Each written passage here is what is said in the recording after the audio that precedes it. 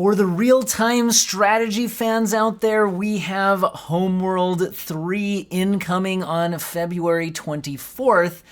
And we now have the PC system requirements.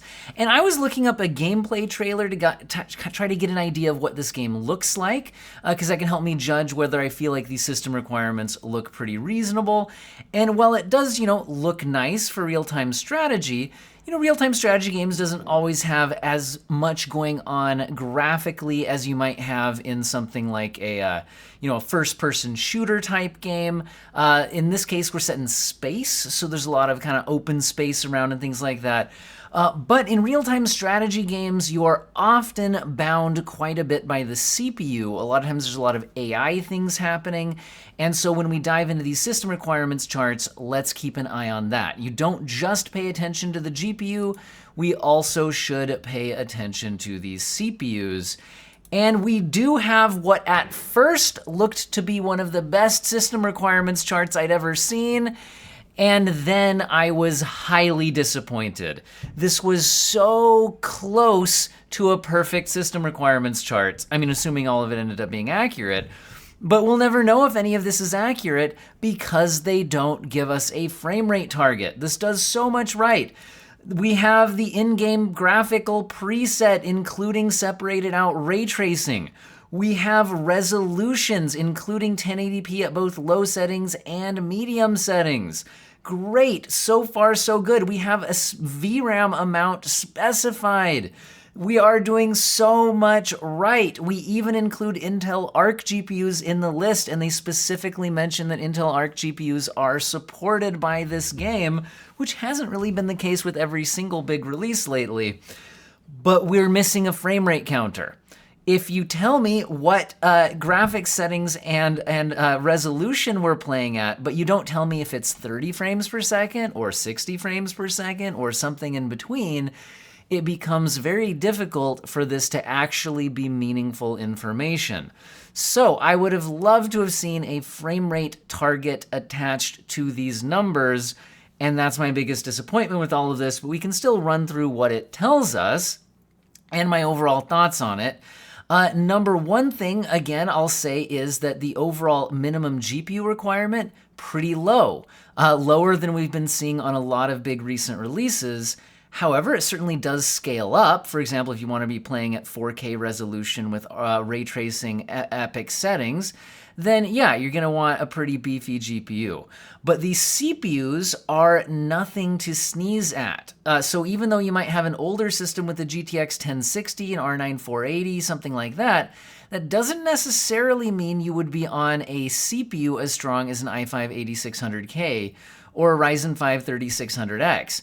Now, if that's getting you 30 frames per second, then I think a lot of people might be struggling here. Although again, in a real-time strategy game, maybe you don't need to be pushing 60 frames per second or higher the same way you do in a first-person shooter. But if you're talking, 60 frames per second here, then great. You'll actually get a chance to play the game at some, maybe you could even turn it down further from here. But I guess what I'm saying is, I think that their minimum requirement, my guess, is probably targeting more like a 30 frames per second, and that when we go up to recommended settings for, medium settings, 1080p, we do have a pretty big jump here in graphics power, and I think that might be indicating we're not just going from low settings to medium settings, we might also be going from a choppy 30 frames per second to at least closer to 60 frames per second. And then I would hope that we're close to 60 from that point on. Anyway, we'll get into a lot more of the details here in just a second, but how about we talk a little bit about ray tracing? What do we know about it so far? Some games have pretty heavy-duty ray tracing, some games don't, and it is interesting to note that the GPUs that are put next to each other here from AMD and NVIDIA are generally pretty close in performance when you're not ray tracing. Heavy ray tracing workloads would generally be pushing those NVIDIA GPUs out of the performance tier of those AMD GPUs unless it's a very light ray tracing workload. Something like just, shadows or something like that. Sorry if I just flash banged you with the bright white screen, but this is the official announcement page where this came from. And it does mention ray tracing for soft shadows with contact hardening.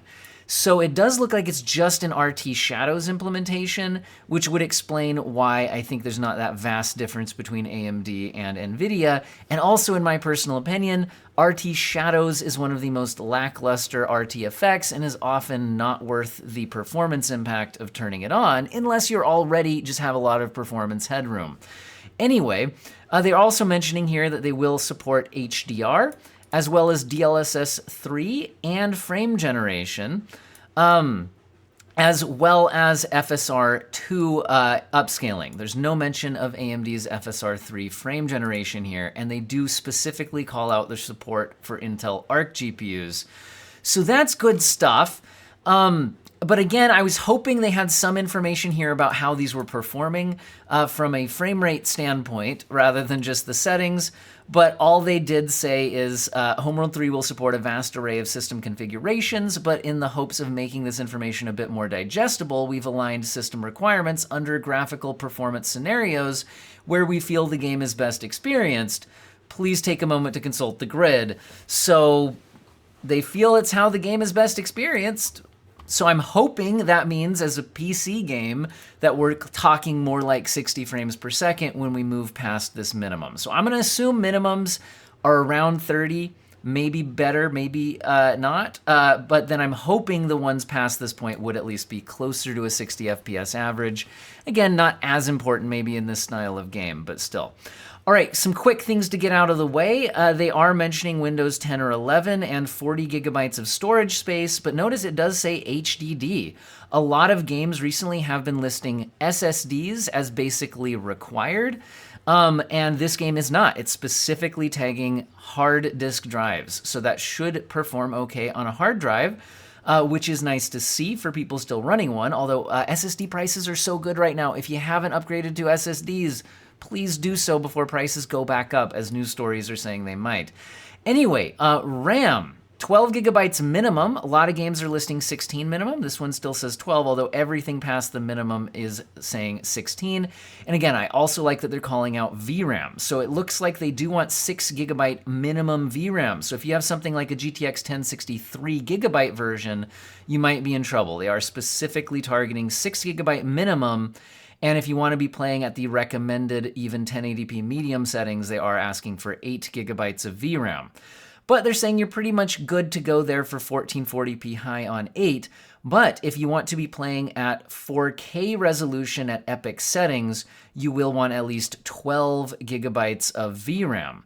Now, they do state an RTX 3080 here, which is interesting, because the normal RTX 3080, the original one, was a 10 gigabyte GPU, which actually falls short of what they're listing here.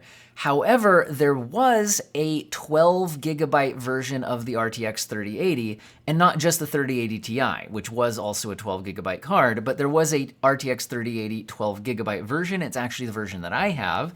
But that released after the original version. So I wonder if this indicates that they're talking about that one.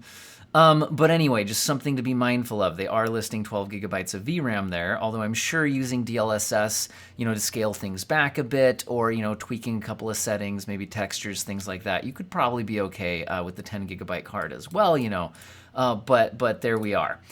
Jumping into ray tracing, notice that even at the RT low, you would want at least 8 gigabytes of VRAM, and at 1440p RT high, jumping up to 12, and then ray tracing epic settings at 4K resolution, they are asking for 16 gigabytes of VRAM, and ray tracing effects often do require a lot more VRAM and a lot more CPU usage. And we do see CPUs scaling up pretty heavy here. They're asking for a 14900K or a 7950X3D, but they're also not specifying a frame rate target. So maybe they're assuming people at this setting want like 100 or more FPS, and maybe you could get by with the weaker CPU. But it's also important to note that ray tracing effects do often increase the CPU burden for calculations related to that BVH structure with the ray tracing effects. Anyway, let's hop into some more specifics. Like I said, I feel like the game is asking for a lot more from the CPUs than it is from the GPUs, and that is kind of expected in a real-time strategy game. The minimum CPUs listed here are an i5 8600K or a Ryzen 5 3600X. And then, like I said, this might be only targeting 30 frames per second-ish, since it is listed as the minimum and they're not giving specific frame rate targets.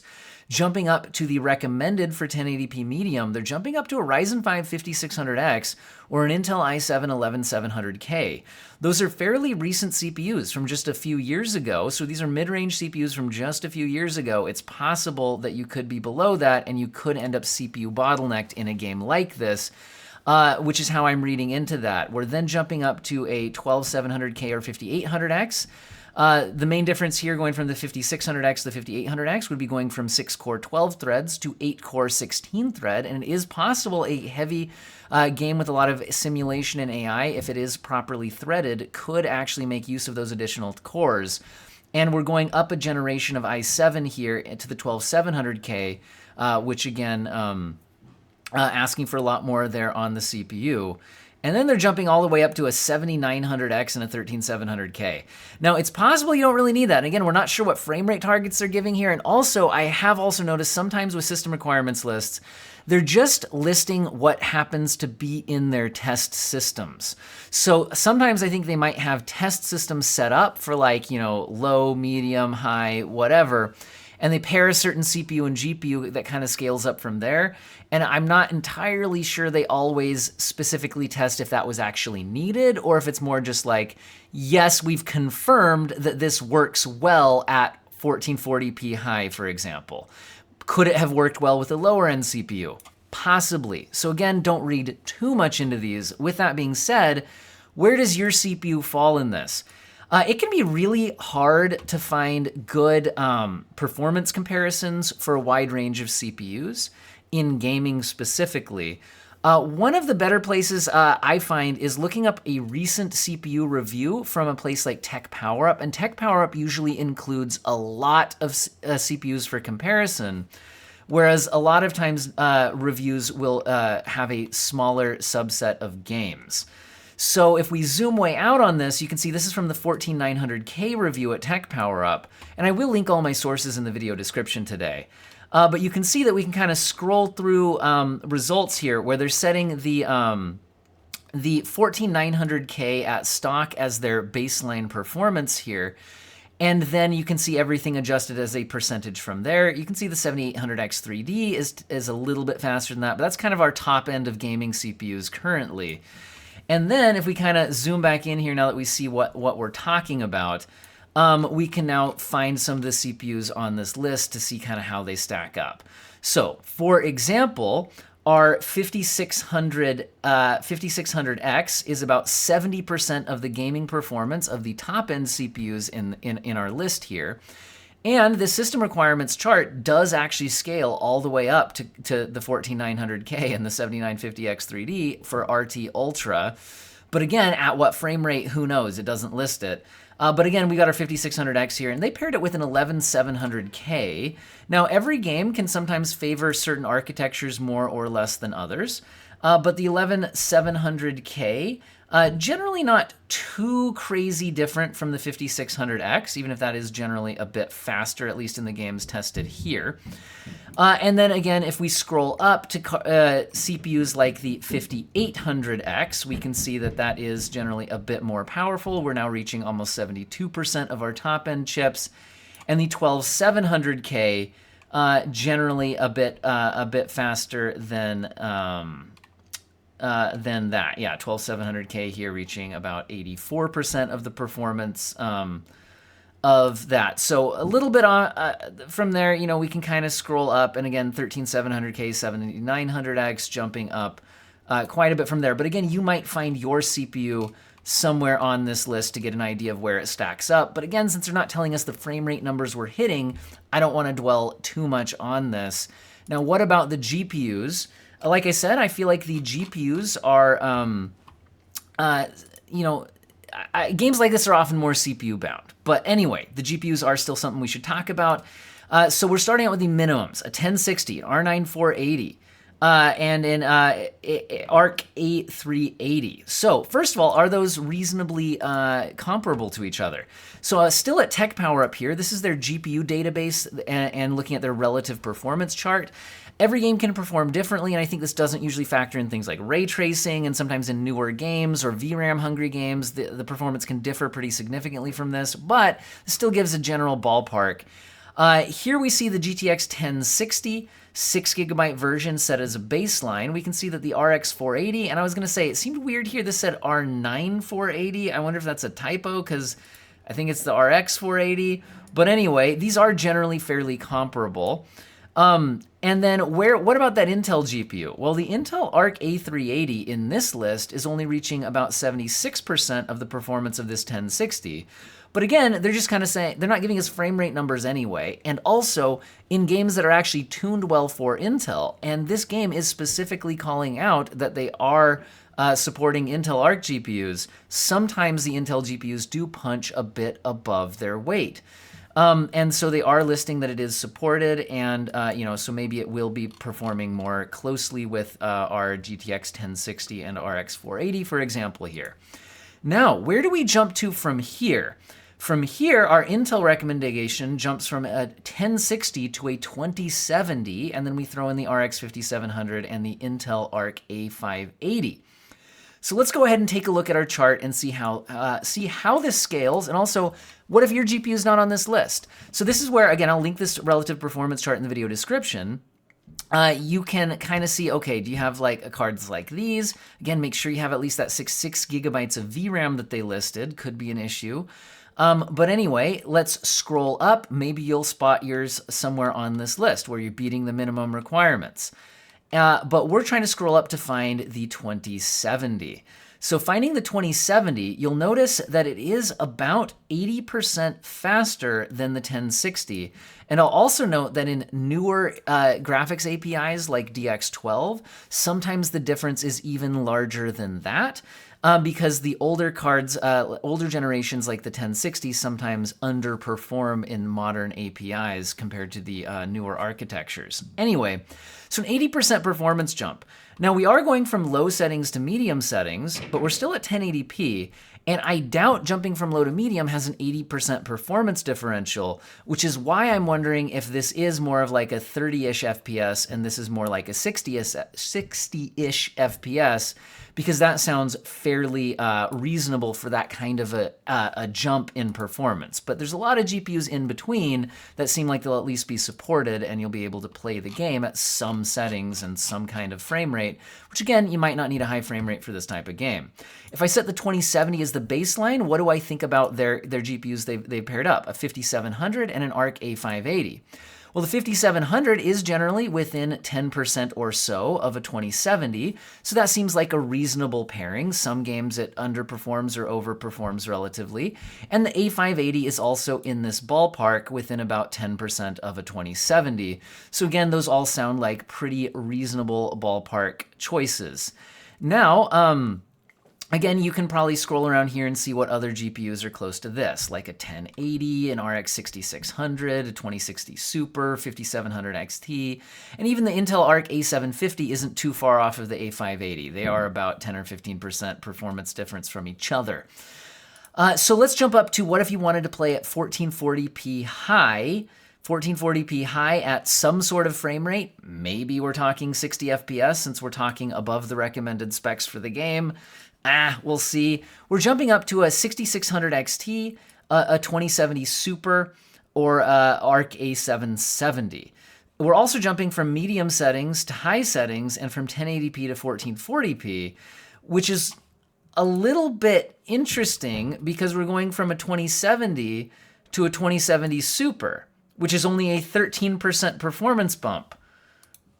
So that seems rather bizarre.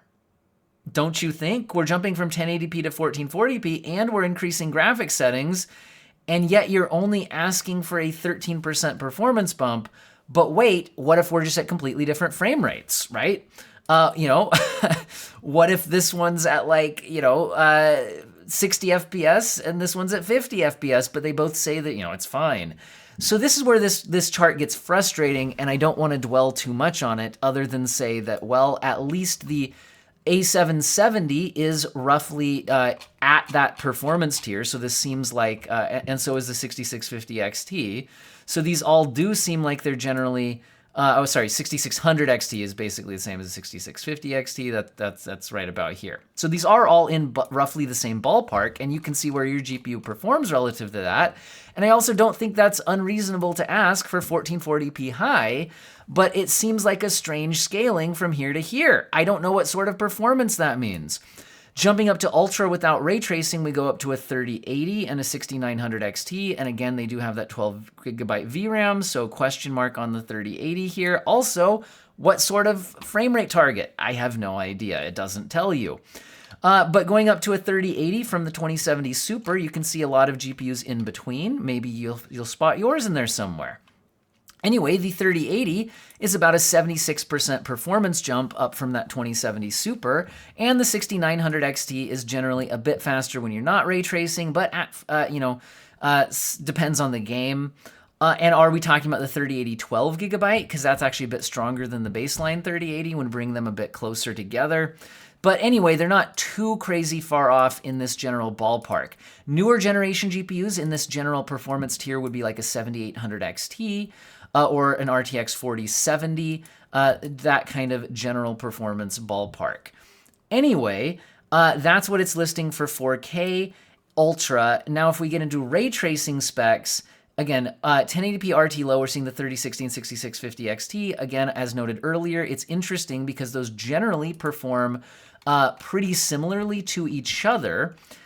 So if we go ahead and click on like the 6650 XT, for example, and we look at the 3060 12 gigabyte, well, that is generally maybe a bit weaker than our 6650 XT. So kicking on that ray tracing at a light ray tracing workload would probably even them out. And that's what we're seeing here. So that does sound pretty consistent with what we'd expect from something like ray tracing shadows. Now, moving up to the RT high settings, that's 1440p. 1440p RT high is basically giving us the same GPUs we just saw for 4K Ultra without ray tracing. So there's that. Again, what does that mean? I don't know. And then if we want to move up to 4K maxed out ray tracing, all of that, they basically are just putting on almost the highest end CPUs that exist, plus almost the highest end GPUs. They don't go all the way up to the 4090, but they are asking for a 4080 or a 7900 XTX. The 4080 and the 7900 XTX are generally pretty close in performance. When you're not ray tracing, the 7900 XTX is often a few percent faster than the 4080, but they're very, very similar. And when you are using light ray tracing, the 4080 is often a few percent ahead. In heavy ray tracing, it can be a lot ahead. But again, if it is just RT shadows, then I wouldn't expect these to be too far off from each other. And again, depending on but again, there's scaling all the way from RT low to high to epic. So is there more than just shadows, or is that just the resolution of the shadows or the distance of the shadows, or if it's just local shadows versus sun shadows versus, I don't know. So there's a lot of question marks here. This is almost an A+ system requirements list, but without the frame rate included, that moves it all the way down to like a D- in my opinion, because it makes so much of this just turn into speculation. But anyway, hope you guys found the speculation interesting and or useful, and all my sources will be in the video description. Is this a game you're excited for? I do like RTS games, although, StarCraft was always a bit more of my bag rather than Homeworld, but certainly interesting games, and I hope all of you have an excellent day.